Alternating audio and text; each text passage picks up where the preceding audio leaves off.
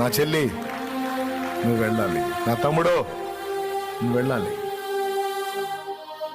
మనుషుల యొద్దకు నువ్వు వెళ్ళాలి. మనుషుల దేహాలను ఇల్లుగా చేసుకుని ఏలుబడి చేసిన దయ్యాలను వెళ్ళగొట్టున్నట్లు నీకు అధికారం ఇచ్చున్నాడు దేవుడు. మనుషులతో మాట్లాడాలి, నువ్వు సంభాషించాలి, నువ్వు జీవితాలను ప్రభావితం చేయాలి.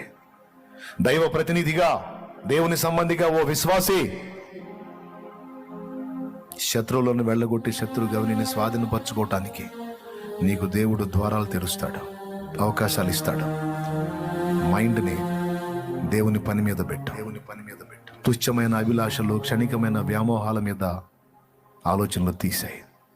ఒక పూట కూటి కొరకు తన జ్యేష్ఠత్వపు హక్కును అమ్మేసుకున్న ఏశావు లాంటి భ్రష్ట మనసు రానియకుండా జాగ్రత్త పడు. ఏమి తిందుమా, ఏమి త్రాగుదుమా, ఏమి ధరించుకుందామా, ఎలా చేద్దామా అన్న చింత దేని గురించి వద్దు. అది నేను చూసుకుంటాను. నేను నీకు తోడై ఉన్నాను. నీ కార్యాలు నేను సఫలం చేస్తాను. నువ్వు కదులు అంటున్నాడు ఆయన. నువ్వు కదలాలి.